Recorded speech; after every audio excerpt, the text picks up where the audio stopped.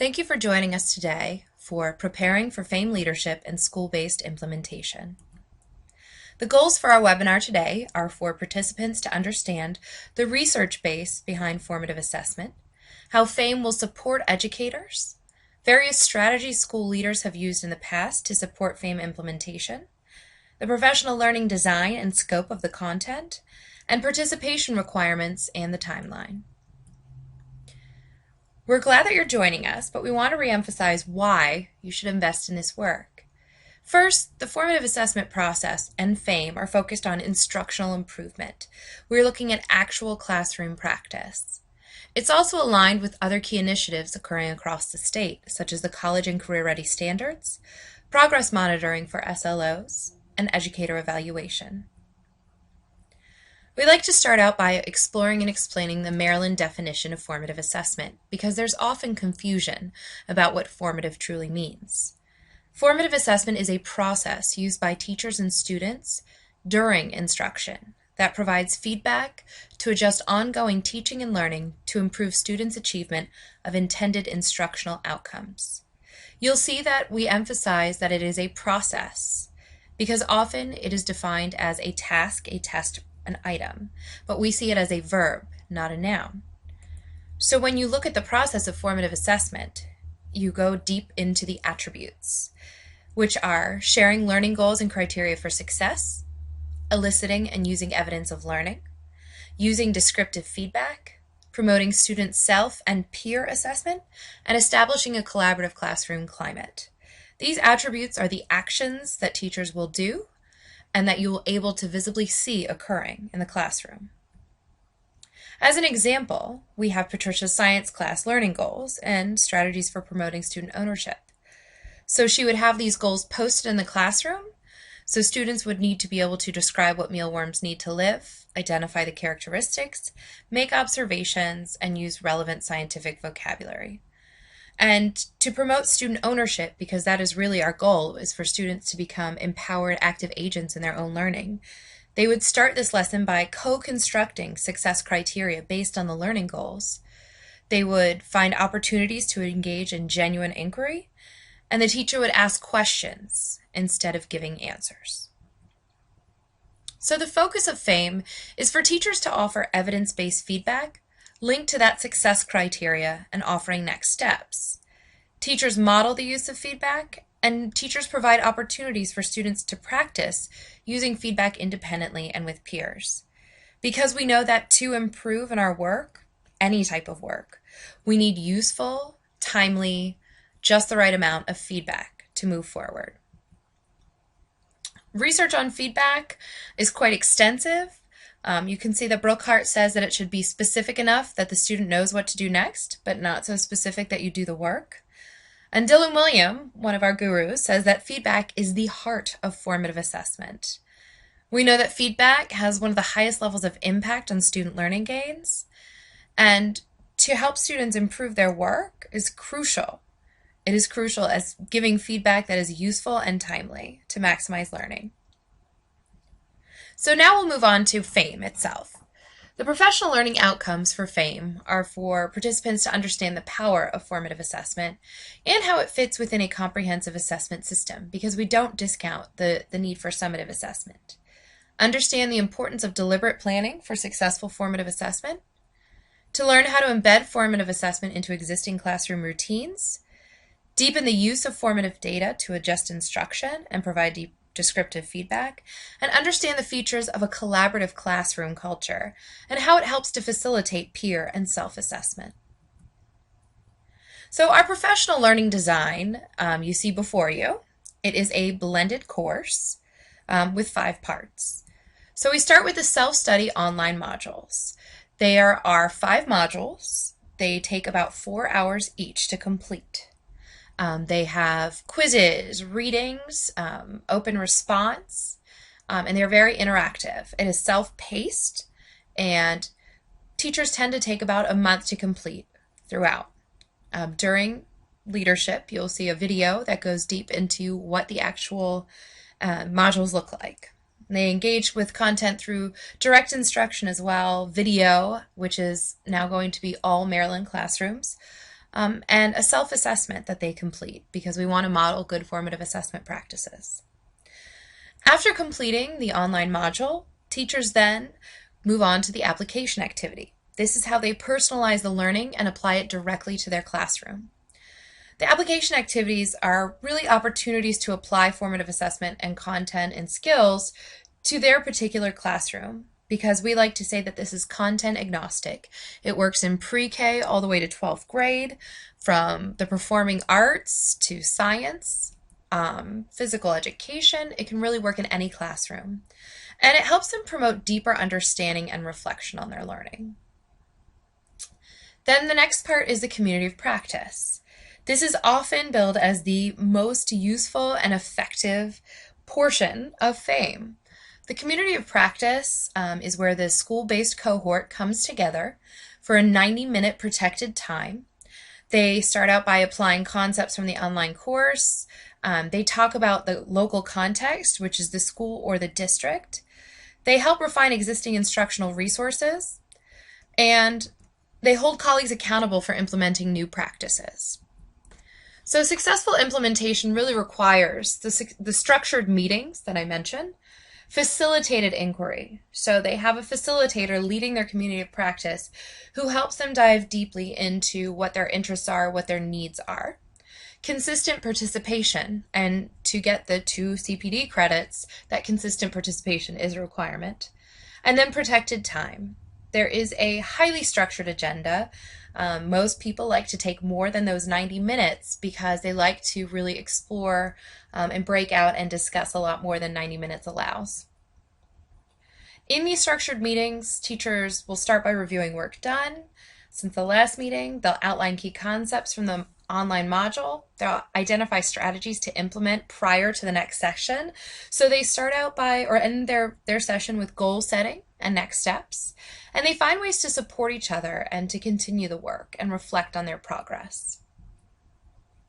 The COP facilitator does not need to be an expert in formative assessment. They guide the group's process and discussion, encourage supportive accountability, and their real job is to foster a climate for genuine inquiry and continuously improve practice. Many of our facilitators do follow-up outside of the COP. They make sure everybody's staying on track. They anticipate potential roadblocks, and they make sure that everything's going smoothly. They really also build trust, maintain an open stance, make connections. I love that second to last bullet point. Don't mind when the learning gets messy, because our facilitators, even the ones who are the most type A and love everything to follow a structure, acknowledge that sometimes if there is a need that is greater than what the time allows, they should stay with it, just like good formative assessment practices. And then really support the follow-through beyond meeting time. Some of our facilitators hold office hours where there's a weekly drop-in. Others do follow-up emails. Others have a discussion group. So it really depends on what works best in your school. Some schools host after-school meetings. They utilize early release time. Many of our schools have changed their PLC structure or teams for their COP.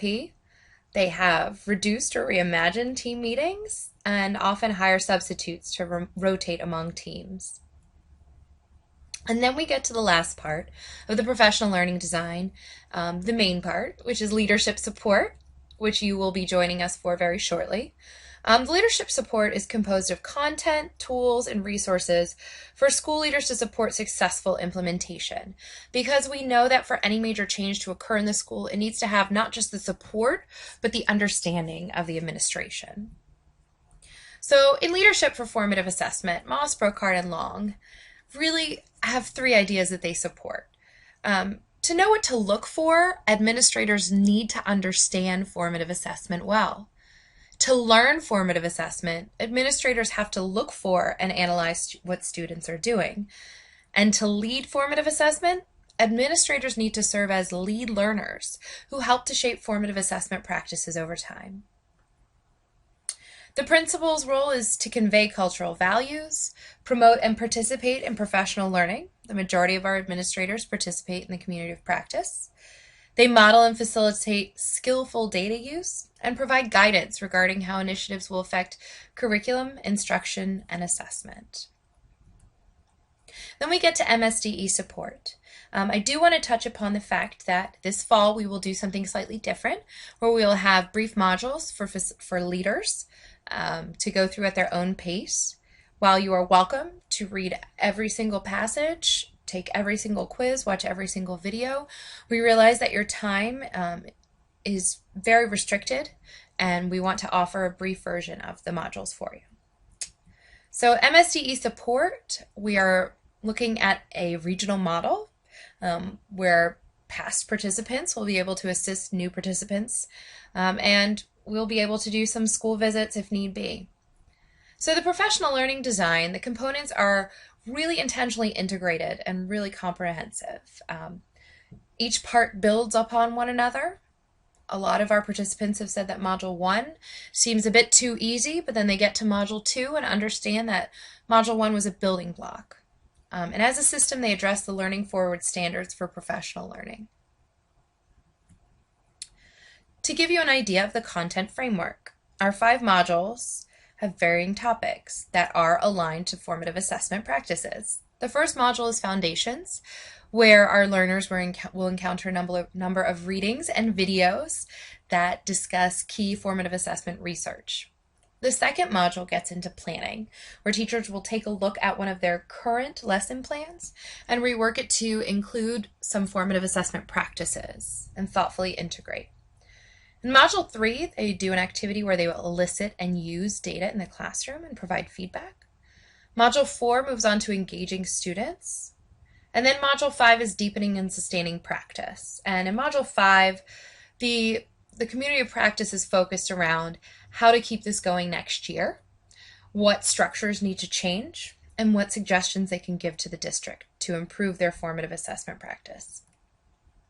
And just to give you an idea, the content focus for the first module is defining the process, the research base, and the role of formative assessment in a comprehensive assessment system. In the application activity, which you'll see on the next slide, they select one content area or course and complete the comprehensive assessment system map.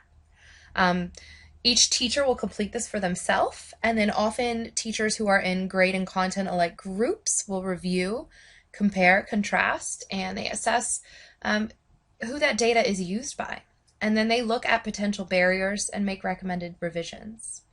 So the leadership responsibility for the first module is to support that school-wide dialogue about assessment practices and explore strategies for achieving a useful balance of assessment. And here's a brief preview of the application activity. So school leaders who successfully implement FAME report that they first gain familiarity with content, which you will be starting out at leadership. You identify and reinforce connections to other work, so you figure out how formative assessment integrates with all of the other practices occurring, which we know that it does, and address and monitor barriers to successful implementation. Our timeline for participants and leaders. First, May or June, you'll attend FAME leadership training. In July, we'll begin enrolling teachers because we had a request for that last year. So teachers will be able to begin exploring the content in Module 1 this summer. And leaders will start developing their COP structure and plan and set those COP dates after receiving, obviously, a testing schedule. In September, teachers will officially begin Module 1. In October, the first Module 1 COP will occur, and then so on and so forth, alternating each month. So why should you participate? Why should you bring your school into FAME? Well, first of all, the formative assessment work is already well underway in Maryland. Cohort 1 is almost finished. They have a number of resources that will be available to teachers to look at from last year. And we'll be having regional support groups. So you'll have a contact, not just at MSDE, but someone just down the road who you can call who's been through what you're going through. We also have content integrated support from MSDE.